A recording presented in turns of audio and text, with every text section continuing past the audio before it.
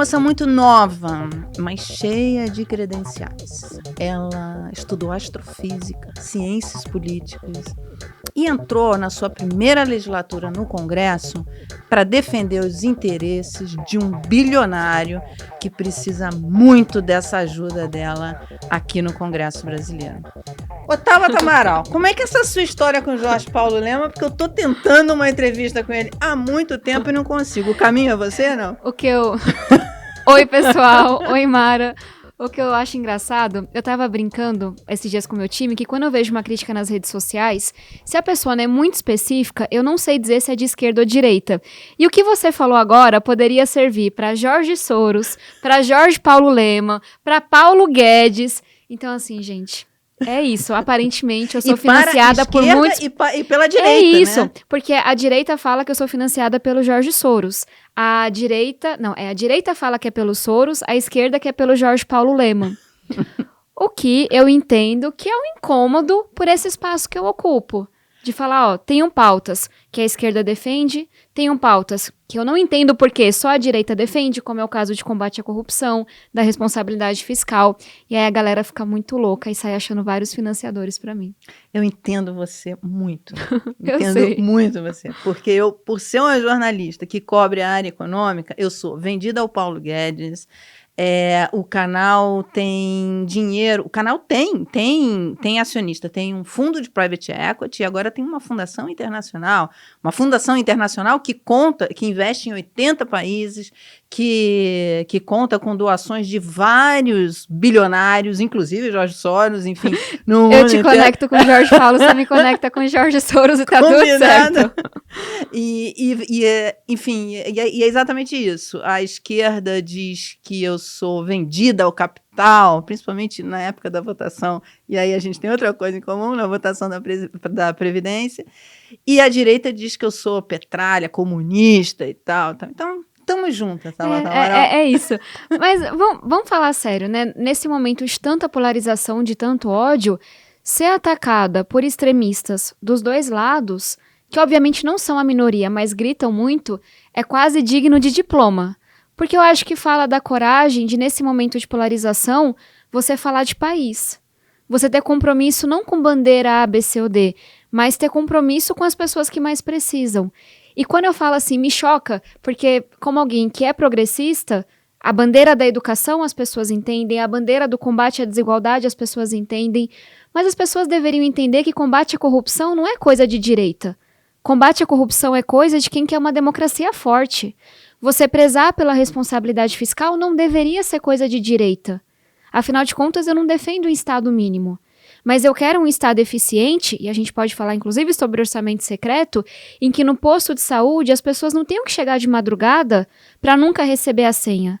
E aí a gente tem um país como hoje, saiu uma notícia, que tem tanto desvio de recurso na saúde, que tem uma cidade que, se os dados que eles estão colocando fossem corretos, seria a cidade mais banguela do Brasil. Porque teria 19 extrações de dente por cidadão. É a matéria da Piauí? Foi a matéria da Piauí. Essa matéria da Inclusive, Piauí nós é um entramos escândalo. na justiça, porque isso mostra o quanto que estão roubando, o quanto que estão assaltando o nosso país. Então, é isso. Se as pessoas acham que você não pode falar de combate à corrupção, de responsabilidade com o orçamento público, porque vão te taxar, podem me taxar. Mas a minha responsabilidade é com quem votou em mim. Ô, Tabata, você é muito novinha. Você é muito novinha. Eu já tenho 28 anos, ganhei 4 desde a eleição, vejam só. Você é muito novinha e tem uma aparência, assim, de frágil, de menininha e tal. E a primeira vez que eu parei para prestar atenção em você foi quando você demitiu o ministro da Educação. Foi, que mulher brava, cara. Como é que foi essa história? Tem uma coisa que, inclusive essa semana a gente teve um novo episódio, educação é pessoal pra mim. Eu super entendo que algumas pessoas tenham como bandeira porque entendem, porque aprenderam, porque ouviram. Eu só tô aqui por causa da educação. Mas eu conheço gente que eu amo e que são essenciais na minha vida que não estão mais vivas por falta de educação. Gente brilhante que entrou pro crime por falta de educação. Então, quando eu vejo um ministro não fazendo nada e tratando com tanto descaso e desrespeito à educação, é uma ofensa pessoal. Porque na minha cabeça, na hora, vem a história de todo mundo que não conseguiu ter uma vida digna porque o Estado faltou, porque não tinha professor. Quantas vezes eu, como aluna de escola pública, não saí na hora do intervalo? Então, talvez o que as pessoas tenham se surpreendido, mas que acho que ficou claro a partir dali, é o quanto que a educação é pessoal para mim. Não e era ficou claro o quanto você estudou para aquela participação naquela comissão. Não lembro direito como é que era, mas você estava ali com dever de casa feito. Mara, eu trabalho com educação há quase 15 anos, eu comecei novinha. Já dei aula em escola pública e privada, fiz pesquisa sobre educação, trabalhei em secretarias municipais de educação, fui para a Índia estudar educação também, isso é minha vida. Então, na hora que... E eu não acho que eu tô fazendo... É que a régua tá lá embaixo. Mas na hora que eu chego numa audiência pública para questionar um ministro, eu fiz a minha tarefa. E eu venho fazendo essa tarefa há 3 anos. Eu fiscalizei cada secretaria. Eu olhei o que eles estavam apresentando. De novo, não para ser de oposição, não para lacrar, não para ser contra o ministro, mas porque aquilo é vida para mim. Esses dias saiu até E você está sendo paga para isso, né? É isso, por isso que eu falo que não deveria chamar atenção. Chama porque a régua tá baixa.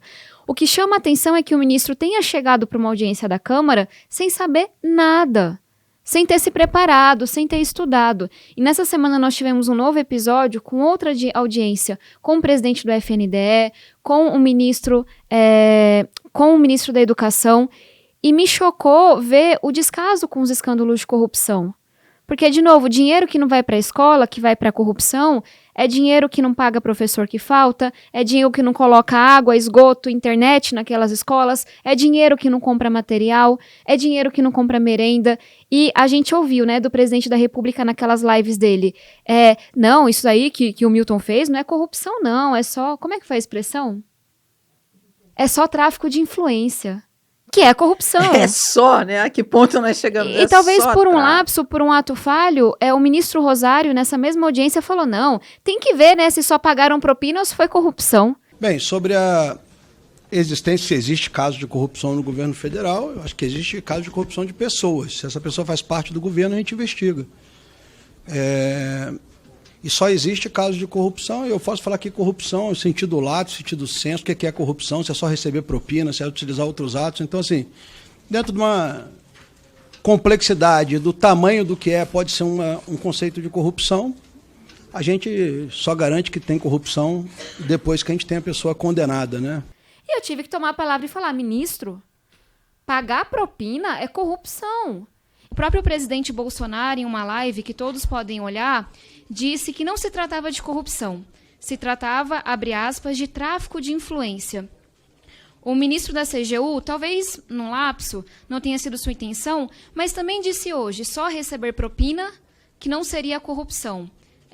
Eu anotei a sua fala e aí talvez o senhor possa explicar. E me preocupa essa banalização do que é corrupção, porque receber propina é corrupção, tráfico de influência é corrupção, e a gente está falando de uma investigação que tem coisas bastante concretas. Histórias mal contadas, mas com coisas concretas, como um áudio em que o ministro falava que esses 2 pastores estavam dizendo, com conhecimento do presidente Bolsonaro, quem deveria receber verba ou não. E a gente vê, tá tudo tão escrachado que as pessoas cometem esses atos falhos. De falar, não, veja bem, é só tráfico de influência, é só pagamento de propina. E esse descaso me dói. Me dói porque eu sei que o abandono escolar e a evasão mais do que dobraram na pandemia. Me dói porque a gente tem um economista, que é o Paes de Barros, que mostrou, gente, quem não termina o ensino médio vive entre 3 e 4 anos a menos. Educação é vida. O que eles estão fazendo com a educação significa que as pessoas vão morrer mais cedo, que elas vão ter uma vida pior. Então, para mim, é totalmente pessoal. Tabata, é a sua primeira legislatura. E que legislatura, que momento, né, meu Escolheu meu povo. O que te surpreendeu para melhor e para pior? Vamos começar com para melhor. Quando eu decidi me candidatar, e agora falando sério, não tinha um grande empresário pagando a campanha, não tinha um partido apoiando, infelizmente, não tinha uma família que o povo considerasse importante, eu tinha que provar que era possível fazer uma campanha honesta desse jeito, e eu provei. A partir do momento que eu fui eleita, todo mundo assumiu que eu estaria no baixo clero. As pessoas olham pra mim e só conseguem ver uma menina. E eu tinha que provar que ia dar pra fazer. Que ia dar pra, assim, mas não é só pra falar. Ia dar pra ter projeto. Ia dar pra fazer coisas que mudam a vida das pessoas. E eu tinha que provar isso pra mim também, como alguém que não vem da política. Então, acho que 2 coisas que se somam, que foi muito positivo, Dá para fazer. Dá para você garantir que meninas vão ter acesso ao absorvente, como a gente garantiu. Dá para você levar a internet para 14 mil escolas, como a gente está levando. Dá para você incluir crianças pobres e aumentar o recurso que elas vão receber no Auxílio Brasil. Dá para fazer coisa que de fato importa para as pessoas. Mas se você não estiver sozinho. E aí a segunda coisa positiva eu não estava sozinha. A gente tem uma imagem muito negativa do Congresso, que eu entendo, porque eu cresci num lugar em que até hoje tem compra de voto. Então eu entendo essa raiva que a gente tem da política. Mas eu fui eleita e não sabia se ia ter outras pessoas, não é nem que concordam comigo, é assim, honestas, trabalhadoras. E tem. Gente que chegou junto comigo, gente que tá lá há um tempão. Então tudo que eu consegui fazer de concreto é porque tinha uma bancada da educação organizada. Tem uma bancada ambientalista, tem a bancada feminina, tem a bancada de combate à corrupção. Então, ver que eu não estava sozinha, que dava para fazer, foi a melhor parte, e vem sendo. Isso que você falou é interessante porque você falou aí de bancadas importantíssimas para a sociedade, para o país. E a gente vê muito no noticiário a bancada da bala, BBB. do boi, Da da Bíblia, etc. enfim, essas coisas. Mas tem outras bancadas também, né? Tem. Elas não têm tanto dinheiro quanto essas que você mencionou, as nossas. Eu sou uma das coordenadoras de todas elas. E o mais legal é que todas elas vão da esquerda à direita. Todas elas conseguiram unir pessoas sérias, que podem discordar em várias coisas, mas que naquele assunto falaram, aqui a gente luta junto. A gente só conseguiu colocar o Fundeb, que é o Fundo de Recursos da Educação, na Constituição, por causa da bancada da educação. Aprovar a lei de conectividade, bancada da educação. Na bancada feminina, nesse momento, sabe, de tanto retrocesso, a gente conseguiu destinar um recurso mínimo para o combate à violência doméstica. Então, tem essas pessoas. Só que, vamos combinar que não são a maioria. Eu preciso ser sincera com o povo. A maioria do Congresso ainda é fisiológica. Ainda se move não por ideias, mas por cargo, recurso e por aí vai. Mas tem outro agravante que é a polarização. Sendo muito sincera, esse é o dilema diário. Falar de recurso para combater feminicídio, falar de internet para a escola, falar de dinheiro para quem mais precisa, não viraliza tanto quanto falar de temas polêmicos. Quanto entrar nessa onda que o governo adora de ficar em disputa sem fim no Twitter. Então, acho que tem essa coisa também. Tem muito mais visibilidade, o que choca. A mentira, a fake news, do que coisas que são menos virais, mas são muito mais importantes. Então, eu acho que a polarização, nesse contexto de redes sociais, também nos impedem de ver essas coisas. O momento de aumentar essa bancada é agora, né? Total. Eu vou logo dizendo que eu sou um pouco pessimista para o curto prazo, mas extremamente otimista para o longo prazo. E aí, me disseram esses dias que isso era ser brasileiro. Então, eu sou bem brasileira aqui. No longo prazo, eu acho que o caminho é melhorar, porque tem uma coisa que é diploma de realidade. Para mim, é muito natural que a dor de uma menina que não consegue estudar porque não tem absorvente, é mais fácil sentir essa dor do que um homem. Não quero dizer que o homem não pode ser aliado. Inclusive, os primeiros prefeitos que entraram nessa luta comigo, o João em Recife, enfim, entre tantos outros, sabe? O próprio governador Flávio Dino lá no Maranhão, o Rio de Janeiro, com Renan Ferreirinha, com o Paes. Então, esses homens são aliados. Na hora que eles entendem essa luta, eles estão do meu lado. Mas o próprio prefeito falou, olha, como é que eu vou... Eu nunca tinha pensado sobre isso. Eu preciso que a Tabata me fale. Então, eu digo que a política vai ser melhor porque eu vejo que cada vez mais mulheres, negros, periféricos, uma galera que não estava na política, tá ocupando esse lugar. Representatividade. Exatamente. E, gente, não é para excluir o branco, não é para excluir o homem, é para aumentar a mistura. Para mim é óbvio, no dia que o Congresso tiver a cara do Brasil, o que dói na casa mais simples vai doer no Congresso Nacional também. Então, acho que esse movimento a gente não coloca de volta na caixinha. Aqui em São Paulo, na USP, é a primeira vez que metade de quem estuda na USP vem de escola pública. Vocês não acham que esses alunos vão ocupar os mais diversos lugares de poder? Então, isso importa. Eu sou otimista. Mas vamos falar das eleições desse ano. Aí, eu acho que vai ser muito difícil. Eu acho que a gente vai ter menos espaço para boa política do que em 2018. Então, mas isso na campanha. Agora, eu vejo, a gente recebeu aqui várias pessoas de diversos espectros políticos, ideológicos, mas que estão... Tem cientistas, tem professores, tem... enfim, tem representatividade assim, das mais diversas. E tem gente que está indo na sua primeira legislatura e assim, eu estou indo porque eu sei que é importante ter uma representação no Congresso. A gente lançou uma campanha aqui que é eleições para o Congresso importa, porque parece que só tem eleição presidencial e só tem 2 candidatos, inclusive, né? E não, eu acho que o Congresso é até mais importante, hein? Olha o que eu tô te falando. Eu também acho, mas talvez seja polêmico. Polêmico, mas eu acho que é importante, porque acho. se tivéssemos um Congresso melhor, talvez não tivéssemos tido tanto retrocesso. Com certeza. Enfim, eu estava mais otimista, tá? Não, vamos lá. Com essas eleições. A gente começou o ano achando que a gente teria a menor participação dos jovens da história. E a gente viu uma super mobilização acontecer e ganhamos 2 milhões de novos eleitores. Então, assim, o que eu trago é como alerta, não é como sentença. Quais são os alertas que eu queria trazer para as eleições desse ano? São 3. Essa eleição vai ser mais polarizada do que a de 2018. Uma eleição polarizada favorece a bagunça, favorece o conteúdo viral, a mentira, e desfavorece ideias. Não é à toa que a gente não está falando sobre programas de governo. Não é à toa que a gente não sabe ainda o que cada um quer para a educação, para combate da inflação e por aí vai. Porque a polarização, ela tira esse debate de ideias, que é onde candidatos como eu entram. E candidatos como que você está recebendo. Essa é uma coisa, pré-candidatos. Outra coisa, é uma eleição com muito dinheiro para o fisiologismo. Orçamento secreto, gente. Emendas do relator. Eu acho, Mara, muito importante a gente falar sobre isso. Mas, em resumo, tiraram dinheiro da educação, da saúde e da pesquisa, colocaram 20 bilhões de reais nas mãos dos líderes do Centrão. E não estou falando que todo mundo faz isso, mas uma boa parte está usando esse dinheiro de forma corrupta. E eu sei que está usando de forma corrupta pela denúncia que a gente viu ontem na Piauí.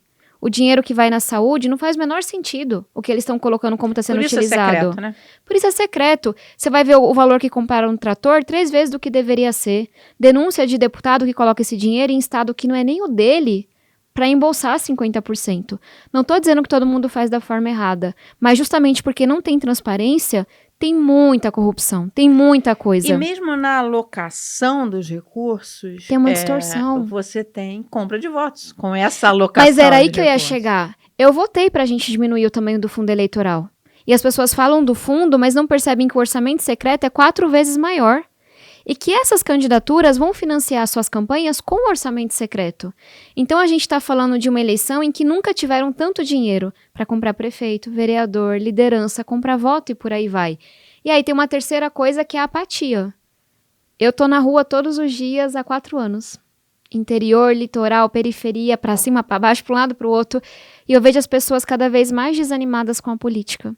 Então, de novo, não é sentença, é alerta. Esse dinheiro todo que o pessoal tem para fazer campanha, com essa apatia, com essa polarização, jogam contra a boa política. Joga contra quem tem que ir para a rua falar de sua proposta. Mas, talvez a gente seja capaz de fazer o que a gente fez com a questão do título de eleitor. Falar para as pessoas que as eleições importam. Falar para as pessoas que a votação do Congresso importa. Porque, independente de quem seja eleito para presidente, se não acabar com o orçamento secreto, não vai conseguir governar. Isso sim é sentença. E a estrutura de máquina, né? Porque, por exemplo, a PEC, chamada PEC das bondades para o presidente, PEC kamikaze para todo o resto da população, quer dizer, ela é um exemplo mais, assim, bem acabado do que é usar a máquina pública para a compra de votos, porque ninguém discorda que a população mais vulnerável precisa ser atendida, mas não é agora. Ela já precisa ser atendida. A guerra na Ucrânia não começou agora, a pandemia não começou agora, ela precisa ser atendida há um tempão. Eu sou presidente da frente da bancada, que é o termo que a gente usa. Eu sou presidente da bancada da renda mínima. Eu poderia ficar aqui 1 hora listando todas as vezes que a gente tentou aumentar o valor do auxílio. Acabar com a fila. Tem um projeto meu, uma emenda que era para acabar com a fila, que a gente conseguiu negociar com o relator, o governo mandou ele tirar de última hora. Qual é o projeto? Foi o projeto que criou o Auxílio Brasil. Como presidente da bancada da renda mínima, eu apresentei várias emendas que, para representar esse grupo, 10 foram acatadas, ou seja, 10 de fato melhoraram o texto. Mas muitas delas foram ignoradas, e tem 2 que me doem especificamente. E não pelo relator, o relator topou colocar, mas o governo mandou tirar. E isso está público, para quem quiser pesquisar. Uma delas acabava com a fila. E a gente falando de que adianta ter Por que as pessoas tem 30 milhões de pessoas passando fome se a gente tem um Auxílio Brasil? Não é só por isso, mas primeiro, porque eles não estão atualizando o cadastro, são ruins de gestão, não sabem fazer o trabalho e segundo, tem uma fila com milhões de pessoas. Gente, a pessoa que está na fila do Auxílio Brasil, ela está passando fome, porque as regras de entrada são muito básicas. E a gente criou lá, ó, tem que acabar com a fila. O governo mandou tirar do relatório. O governo mandou tirar. E uma outra coisa. Esse mesmo governo que vai usar esse pacote de para agora fazer isso. Eleger, né? Aí outra coisa, a gente foi lá e colocou, olha, primeira infância vai de 0 a 6 anos. Todo mundo hoje já tem uma percepção que essa é a idade mais importante para você investir. O governo, sabe-se lá em que cálculo, se era para aumentar o orçamento secreto, tirou as crianças de 3 a 6 anos. Tirar a criança de 3 a 6 anos do benefício da primeira infância do Auxílio Brasil é de uma crueldade. A gente tentou entrar na justiça, tentou negociar. Agora, faz 2 semanas, eu consegui colocar na LDO. A gente conversou com o relator, que entendeu, e a gente colocou 6 bilhões de reais para isso. Mas assim, gente, eu dei 2 exemplos. Eu poderia falar de 2 anos de luta, em que a gente tentou fazer tudo que o governo quer fazer agora com o Auxílio Brasil, que é necessário, o povo está passando fome mesmo. Mas, de forma muito conveniente, lutou contra, se posicionou contra, mas decidiu que agora o povo tá passando fome, que agora as coisas estão caras, e só até o final do ano. Vira dezembro, as pessoas perdem tudo. Isso daí é um escândalo. É isso que dói, porque você sabe que é necessário, as pessoas estão numa situação terrível, mas você sabe que a motivação é a pior possível. A motivação chega a ser criminosa, porque a gente tá falando de... A lei diz, olha, você não pode fazer isso, sabe? Tão pertinho da eleição. Mas isso é a cara desse governo.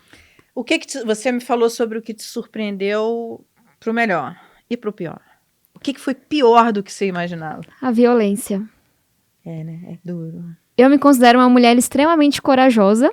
Eu também considero uma mulher muito corajosa. Eu brinco que talvez compre mais brigas do que deveria. Mas tem que comprar mesmo, alguém tem que falar. Mas eu não esperava que fosse ser tão violento.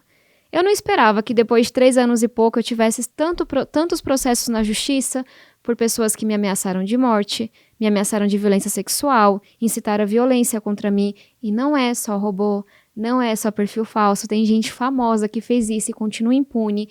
Eu não esperava ter tido que andar com escolta policial, como eu já andei. Eu não esperava que a minha família tivesse tanto medo como tem hoje. E isso não vai me fazer desistir. Porque, de novo, dá pra fazer e esse lugar tem que ser ocupado. Mas fica uma reflexão de que esse custo eu não deveria ter que pagar. Eu entendo que as pessoas vão falar da sua vida, eu entendo que você não vai ter muita privacidade, eu entendo que muita gente vai não gostar de você porque começa a discordar de você, e outras pessoas vão adorar o trabalho que você faz, mas isso não deveria entrar na conta. Andar com escolta, a sua família ficar com medo, receber ameaça, receber telegrama, receber pacote em casa, isso não deveria estar. E aí o que eu penso é quantas mulheres desistem da eleição, como foi o caso da Manuela Dávila, e quantas outras desistem que a gente nem fica sabendo porque elas nem entram. Porque elas falam, eu tenho um filho pequeno, eu não quero temer pela vida do meu filho. Eu tenho pais que, sabe, são mais velhos, eu não quero que eles passem esse nervoso. Isso a gente vai ter que dar uma resposta rápida.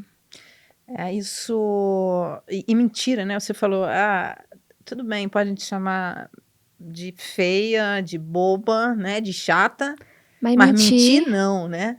Mentir não pode, né? E nesse contexto de redes sociais, tudo toma outra proporção. Eu tenho vários exemplos nesses 3 anos de uma mentira que eu tinha documentos para provar que era mentira. Assim, porque às vezes é difícil provar mesmo. A pessoa fala assim, você é financiada pelo fulano. Teve uma matéria que falou que eu era financiada pelo Paulo Guedes. Claro que não! Esse homem deve me odiar. Disseram, botaram na rede, enfim, alguém disse, não sei quem, que a gente era financiado. Adivinha por quem? Soros? Não. Paulo Pedro Guimarães! Porque ele entrou agora, né? Outro que deve ter adorado as falas que eu fiz nos últimos dias sobre ele. Então, assim, as pessoas... Eu que apresentei não sei quantos projetos para taxar herança, para taxar dividendos, para que a gente tenha um sistema tributário mais justo, que vivo batendo de frente com Paulo Guedes, inclusive estou tentando convocá-lo para a Comissão de Educação, porque ele tirou 20 bilhões de reais do Fundeb. Aí a pessoa vai lá e fala, Tabata é financiada por ele. Como é que você prova que você não é financiado assim? Porque, olha, tá aqui a conta da minha campanha, tá aqui minha conta. Não tem. Mas tem coisas que, assim, tem um documento, o que você falou é mentira. E nesses casos já aconteceu de uma mentira ter uma repercussão de 100 vezes maior do que a verdade. Mas você não processou? Porque a gente entrou com uma ação, uma notícia crime. Mara, eu porque tenho foi mentira. muitos processos, muitos mesmo.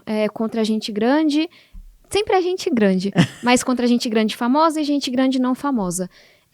Desses processos todos, só um foi julgado, 3 anos depois. E é um caso assim, eu ganhei o processo, é um caso realmente grave, de pessoa que com mais de 500 mil de seguidores, sexualizou a imagem minha, sabe, colocou as pessoas contra mim, me xingou de coisas horríveis, inventou mentiras. Mas 3 anos depois eu ganhei esse processo e a pessoa até hoje não retirou os vídeos do ar. Então sim, eu tô processando. Mas eu tô falando de 3 anos e que mentiras comprovadas e ataques à honra continuam circulando. Porque isso é uma medida em que o judiciário poderia ajudar muito a melhorar o ambiente nas redes sociais, porque as pessoas vão ter que ter mais... Porque fica um sentimento de impunidade. Tem uma impunidade que vem da sociedade e, para mim, um caso muito marcante é o caso do Zé de Abreu. Ele repostou, ou seja, ele endossou um comentário dizendo que, se eu encontrar a Tabata, vou socar até ser preso.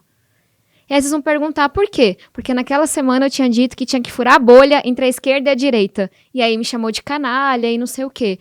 Mas vamos lá, absolutamente nenhuma discordância. Vamos fingir que fizesse sentido. Justifica que um homem diga que uma mulher tem que ser socada. Tem que ser violentada dessa forma. Eu processei. A justiça vai dar o encaminhamento a isso. Mas não só, há uma impunidade da justiça, porque eu não tenho a menor ideia de quando isso vai ser julgado, mas é uma impunidade que a sociedade dá. O Zé de Abreu continuou como ator da novela. Ninguém do seu partido fez uma fala contra o que ele tinha dito, inclusive tem lideranças políticas que se dizem pró-mulheres, de esquerda, tirando foto com o Zé de Abreu. Então, isso, de novo, vai fazer eu desanimar? Não vai. A gente, enquanto mulher, é muito maior do que isso. A gente vai seguir. Mas há uma impunidade gigantesca. E isso é grave, né? Porque isso, enfim, congresso, política, é lugar de dissenso, de você ter debates, mas não de violência, né? Não de violência. Eu sempre faço o paralelo da mini saia. A gente tá mudando isso, mas quantas pessoas me diziam, ela tava de mini saia, ela merecia. Pra justificar um estupro, pra justificar um assédio, pra justificar várias violências. A discordância hoje na internet é a nova mini saia. Se você é sempre uma mulher, né? Quase sempre. Mas se você discorda de uma mulher, porque ela tá mais à esquerda, à direita, porque você acha ela bonita, feia, legal ou chata, você se sente autorizado pra xingar aquela mulher, pra ameaçar essa mulher, pra tentar silenciá-la. E isso a gente tem que ter coragem de enfrentar. E até um convite que eu faço às pessoas, porque essa provocação eu faço comigo o dia todo. Quando eu vejo uma pessoa com quem eu discordo absurdamente, que eu acho que faz muito mal ao Brasil, sendo xingada, o mais automático é você, tá tudo bem, passar pano. Ela não merece. Pode ser o ser que você mais abomina no mundo. Eu não vou xingar. Eu vou criticar, vou dizer que a gente não pode reeleger, vou dizer que não faz nada, vou dizer que tá cometendo um crime. Mas xingar, ameaçar a vida. Então, talvez o convite seja pra gente, olha, quando for uma pessoa com quem você discorda, cara, não entra nessa. Não entra. Porque uma hora isso vai respingar em você. A gente tá gravando hoje, né, no dia em que o ex-primeiro-ministro do Japão foi baleado fazendo campanha na rua. A gente está falando de um país em que Marielle Franco foi assassinada, Ceci Cunha foi assassinada. Então a gente tem que entender que não é só piada de redes sociais. Isso vai para a rua, se essa violência escala. E a gente não pode permitir que ela continue escalando. Eu vi um comentário no Twitter de um deputado. Ele falando do assassinato, do atentado e assassinato do Shinzo Abe. E ele fala, a democracia está de luto. Porque independentemente do que ele defende, da linha política dele, quer dizer, você abater um político em palanque, em campanha, é muito simbólico, né? E eu receio pelas eleições desse ano. As pessoas estão com muito ódio. Elas não estão querendo ouvir. Elas não estão querendo conversar. E, gente, não tô falando que quem tá nos ouvindo vai cometer isso, mas tô dizendo que se a gente engrossa esse discurso, se a gente permite que ele continue dessa coisa do ódio, você pode odiar as ideias daquela pessoa. Eu odeio as ideias de muita gente. Mas não quer que elas morram. Mas você não, assim, desejar o mal à pessoa que diz essas ideias, você pode, inclusive, achar que uma pessoa tem que ser presa pelo que ela tá fazendo. Que ela tem que ser encaminhada à justiça. Mas daí, a partir para qualquer coisa física, pessoal, graças a Deus, não existe pena de morte no Brasil. Então, a gente tem que realmente encontrar um jeito de dar um pausa nisso. Fim da violência. Fim da violência. Na política. Porque a reconstrução da democracia passa pelo diálogo, passa pela união e passa por esse fim da violência. E tem gente boa. Tem gente com ideias muito boas. Da esquerda à direita. Exatamente. Da esquerda à direita. Quando eu tô conversando com um grupo de pessoas, eu sempre falo, olha, a boa política se pauta, na minha opinião, por você conhecer a realidade do povo, você ser honesto, você dialogar. E eu conheço pessoas que prezam pela boa política, que praticam a boa política na esquerda, na centro-esquerda, no centro. Eu posso apresentar, me dizer, não gosto de você, Tabata, porque eu sou de direita. Tá bom, então deixa eu lhe apresentar uma pessoa massa que vai representar suas ideias. Eu não vou concordar com vocês, mas eu prefiro ter vocês lá do que um Eduardo Bolsonaro. Do que alguém que não vai fazer nada pelo povo, não aprovou um projeto, não fez nada, assim, nada. Fica em silêncio, porque não tem nada pra eu dizer. Não fez nada e só ficou xingando, atrapalhando, entrando em conflito com a China, xingando as deputadas, xingando o jornalista. Não, se você é de direita, deixa eu lhe apresentar alguém pra substituir esse cidadão, pelo amor de Deus. Que aí pelo menos a gente começa a dialogar e tentar encontrar uma solução. Isso é um bom ponto. Quer dizer, você é conservador de direita? Tem gente boa que Me trabalha. mande mensagem que eu apresento. Eu juro por Deus. Porque eu dialogo com todo mundo. Então eu conheço gente de todos os campos. Tá vendo? Ela tá falando que você quer votar em alguém de direita, conservador. Não serei eu, mas eu te recomendo alguém. Esse é um outro ponto. Eu lembro que você foi muito atacada na reforma da Previdência. Muito atacada. E eu um dia falei até no Segunda Chamada, num programa que a gente estava falando sobre mulheres, ataques de mulheres e tal. Eu falei, olha só, Mauro Benevides Filho, que é uma pessoa que eu admiro, também que faz um muito. grande trabalho, sabe, tanto no governo do Ceará como deputado. Que é um deputado do PDT. Que é um deputado do PDT. Eu estava lá no Congresso no dia que ele apresentou o substitutivo. Eu fiz uma entrevista com ele, onde ele falou do substitutivo. Tá aqui no canal, quem quiser ver. Aliás, editor, bota o link aqui pra gente. Onde ele apresenta o substitutivo dele, que era mais duro e melhor do que foi aprovado. Não vi ninguém atacando o Mauro Benevides por conta disso. E não vi ninguém apoiando ele, da esquerda, inclusive, para que fosse. A esquerda foi negacionista na questão da Previdência. E você sofreu ataques que eu fiquei chocada, de gente que eu nem imaginava que fosse capaz de te atacar. Assim, foi um horror aquilo. Foi um festival de ataques, que foi uma coisa assim horrorosa. Como é que foi enfrentar isso? O que você fez? Talvez uma das coisas mais difíceis que eu enfrentei na minha vida. Não foi só nesse curto mandato, não. São 3 camadas. Tem uma delas que é visão de mundo. Até porque você enfrentou ataques do seu próprio partido na época. E foram os piores. Quando a gente fala de visão de mundo, eu tenho todos os argumentos para ter apoiado a reforma da Previdência na versão que o Congresso apresentou.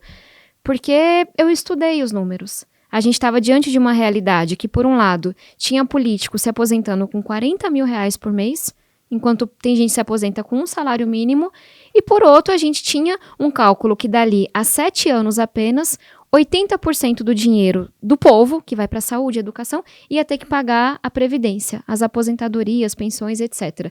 Então, o lado que estava estudando aquilo falou assim, cara, isso aqui é necessário, não vai dar tempo de tirar o Bolsonaro do poder, trazer outra pessoa, precisamos de uma reforma da Previdência. E aí, qual foi a minha luta? Como filha de diarista, cobrador de ônibus, que tem tios que são porteiros, que são pedreiros, vamos focar em quem recebe até um salário mínimo. E eu fui, com 6 meses de mandato, a mulher que mais aprovou alterações na reforma da Previdência. E, se eu não me engano, a 2ª ou 3ª entre homens e mulheres. Porque a gente conseguiu, vamos cuidar do BPC, vamos cuidar da aposentadoria rural, vamos garantir que quem paga, recebe até um salário mínimo, não altera a idade, porque as pessoas já se aposentavam pela idade, e, inclusive, a gente conseguiu uma vitória que quase ninguém sabe, que foi diminuir o percentual que elas pagam. Ou seja, eu escolhi lutar por essas pessoas. E a gente conseguiu que para elas nada mudassem e elas pudessem pagar um pouquinho menos. De fato, foi uma reforma dura para quem via mais acima. Mas a minha briga, eu consegui lutar e entregar. E aí a pessoa pode falar, discordo, eu acho que tem que pagar a previdência com inflação, tem que imprimir dinheiro. Eu discordo profundamente. Mas eu acho que a gente pode discordar. Em onde que a pessoa... Não, acho que tem que é melhor... Quem foi, quer dizer, funcionário público, funcionário judiciário, enfim, eu acho legítimo que eles briguem pelos direitos deles. É isso, você pode falar assim, não, eu acho que é mais importante ter dinheiro pra pagar a minha aposentadoria de 40 mil do que o Bolsa Família. Eu discordo, mas até aí tudo bem. Vamos pra segunda camada, que aí é o meu antigo partido, né? Graças a Deus antigo, porque foi muito difícil. O PDT passou a campanha toda falando da reforma da Previdência, exaltando que o Ciro Gomes, enquanto governador, tinha sido fiscalmente responsável, que ele ia lutar por um Estado eficiente. Chegou, tanto é verdade o que a Mara trouxe, que uma pessoa do PDT, que é o Mauro Benevides, seria o relator da reforma da Previdência, porque era o partido que mais tinha falado disso. Por uma razão eleitoral, o presidente do partido, o ex-presidenciável Ciro Gomes, decidiram mudar de posição. Agora a gente é contra a reforma da Previdência. Ontem a gente era a favor, hoje a gente é contra. Até aí, discordo. Não é isso que me representa na política, esse jogo eleitoreiro. Mas o que não dá é pra tentar impor que eu faça o mesmo movimento. Ó, você falou na campanha que você era a favor, você tá aqui trabalhando pra ter um texto melhor, mas agora você é contra, porque por causa da eleição que vai acontecer. Não, não sou. E aí entra a terceira camada, que essa é injustificável, que é a violência. Na hora que eu falo, me desculpa, mas eu não vou mudar, não vou voltar atrás no que eu falei, eu vou defender o que eu acredito, receber ameaça de morte por filiados do partido, tudo na justiça. Inclusive, a justiça me deu o direito de sair do partido, inclusive. Divulgaram meu número, me xingaram de tudo quanto é nome, inventaram mentira. É isso que não dá. De novo, você pode discordar das minhas ideias. Você pode mudar a sua estratégia. O que você não pode tem aqui, ó, 1/3 da bancada que votou a favor da reforma da Previdência. Mais uma é uma menina. E a discordância dessa menina a gente vai encarar como desobediência pessoal. Quem ousa? Sabe por que ousas? Foi isso que aconteceu. Então, assim, vou discordar, mas vou respeitar quem quer mudar de ideia, quem quer ter uma visão de mundo diferente. Agora, reagir com violência e com mentira, isso eu não posso ficar calada. Isso eu não posso aceitar. E foi o que aconteceu. Você acumula mais projetos ou processos? Projetos. Eu tenho mais de 100 projetos, muitos aprovados. Eu devo ter algumas dezenas de processos. Graças a Deus, eu tô gastando mais energia para poder aprovar projeto, fazer coisa que importa do que energia com esse povo que não tem mais o que fazer. Mas foi uma boa pergunta. Quem quiser acompanhar os projetos que você apresentou, que você apresenta, como é que faz? As redes sociais talvez seja o caminho mais fácil. Tabata Amaral SP em todas as redes. Eu, inclusive, tenho um clube do livro. Habita uma nerd dentro de mim. 100% gratuito. E é super legal, porque a gente se junta no Zoom. Tem gente até de fora do Brasil. A gente faz vaquinha pra comprar livro pra quem não pode. O que vocês estão lendo? Agora a gente tá terminando Escravidão, volume 2, do Laurentino Gomes. E vai começar um livro da minha autora favorita, que é uma autora nigeriana, Chimamanda Adichie. Mas a gente já leu o livro da Lilia Schwartz, a gente leu Torto Arado, e a gente sempre consegue trazer os autores pra... Sempre não, né? Quando, assim, é brasileiro, é acessível, pra conversar com a gente. Mas até o Sandel, que é um autor americano, da Tirania do Mérito, fez uma conversa com a gente no Zoom. Olha. Então, merchando o Clube do Livro, que é gratuito, então pode. É nosso lugar de leitura. E só para vocês saberem, a gente tem um mandato bem participativo. Então, a gente falou do orçamento secreto, que é uma putaria, uma palhaçada. As emendas que eu indico, que são... Tabet aqui ia adorar ver você falando palavrão. Tá, eu vou maneirar. Você não tem cara de quem fala palavrão. Mas eu já recebi esse feedback, eu vou... Não, eu tô brincando e tal. É que tem coisa que revolta e não tem nada com palavrão pra... mesmo. Não, o que estão fazendo, mas enfim. A gente, pra destinar as emendas que todo parlamentar diz assim, olha, esse prazo do orçamento, eu que vou dizer como que vai ser utilizado. A gente faz um edital, especialistas e a população que vota. Então, convidar o pessoal para participar disso. E a gente tem um projeto chamado Bora Legislar, que a população manda centenas de projetos e aí a gente coloca os melhores para votação. A votação está em aberto nesse momento. Então, assim, quem quiser mandar projeto massa para ser financiado com recurso federal, conhecer os projetos que eu já apresentei, é só ir nas redes sociais. Legal. Esquecemos de falar alguma coisa, não? Essa conversa tá boa, por mim eu posso só fazer um apelo, assim, na linha do que a gente falou, e eu acho que é muito legal o trabalho que você está fazendo, Mara. Eu sei que a eleição presidencial vai ser uma eleição muito polarizada e muito difícil. Meu lado eu tenho, mas eu respeito quem pensa diferente de mim. Qual é o seu lado? Contra Bolsonaro. Ponto, acabou, do começo ao fim. Pode ser Emael, desde pequenininha. pode ser... Eu vi uma piada esses dias com o Emael. No Black falou isso. No Black falou assim, eu nem quero pensar em quem eu vou votar para presidente. Eu vou chegar lá e falar, quem é que vai... Eu vou votar com... Quem é que vai ganhar do Bolsonaro? Eu, o Emael? Vou votar no Emael. E, gente, de novo, respeito e conheço muitas pessoas que apoiam o Bolsonaro. Infelizmente, ainda hoje. Mas eu sou mulher. Estudei em escola pública, venho da periferia, não tenho a menor condição de estar nesse projeto. Mas o que eu ia dizer é, olhem para a eleição do Congresso. Porque, para bem ou para mal, o Congresso vai ser divisor de águas. Se a gente vai conseguir reconstruir o Brasil ou não, vai depender do Congresso Nacional. E na linha do trabalho que a Mara está fazendo, de trazer gente muito diferente para conversar com vocês, e na linha do que eu juro que se me mandar, eu vou responder. Quero alguém mais à esquerda. Pá! Quero alguém mais de centro. Pá! Tá aqui. Mas não achem que as melhores pessoas vão chegar até vocês. Porque quem chega até a maioria da população é quem tem dinheiro. É quem comprou liderança, quem comprou prefeito, quem faz caixa 2. As pessoas têm que pesquisar um pouco mais, sabe? Ir na internet, ver quais são os candidatos, a internet perguntar. tem coisa boa também, né? Tem, porque a gente fica assim, pra terminar, falam, mulher não vota em mulher. Não é verdade, meu senhor. A maioria do que me acompanha é mulher, eu sei disso. Mas por quê? Porque quem tem mais dinheiro na campanha é um homem. Então, mulheres e homens, muitas vezes, só ficam sabendo dos candidatos homens. Então, pesquisem, o dinheiro do procurem. fundo eleitoral acaba indo mais fundo eleitoral, orçamento secreto. Orçamento secreto até mais do que o fundo eleitoral. Então, é só... Não deixem que todo o sofrimento que veio com a pandemia, todo o desalento que a gente está sentindo, impeça vocês de fazerem o que mais pode mudar tudo isso, que é o voto. Que é a eleição desse ano. Importa. Vocês podem até tampar o nariz, ficar bravo, mas votem e pesquisem antes de votar. Porque tem gente boa, né? Essa coisa de que todo político é ladrão, todo político é corrupto. Mentira. É mentira. É mentira. É mentira. A gente comprova isso aqui no programa, você vê gente... A gente só não chama terraplanista, mas o restante porque a gente tudo chama... tem limite. A gente chama... de diversos aspectos, e você vê que tem gente boa, sabe? Gente comprometida com a sua ideologia, suas metas, o que defende. É como você falou, tem gente que... E gente honesta, né? Tem gente muito honesta. Que deveria ser o básico. É isso. Obrigada, Bia. Muito Olha obrigada. Aqui, eu vou te dar essa caneca de presente. Eu adoro Eu vou café. te falar. Você tem cara. Quem tem essa caneca? Manuela Dávila, Maria do Rosário, Heloísa Helena, Erundina, só mulher É uma honra, chega a tá pesada. Mas muito obrigada. Eu realmente amo café. E tem aqui, ó, para você anotar seus muito projetos. Obrigada, Mara, adorei. Pra gente. Muito obrigada. Você é sempre muito bem-vinda aqui no canal. Obrigada mesmo. E foi um prazer, pessoal. Até mais. Parabéns pelo seu trabalho. Obrigada.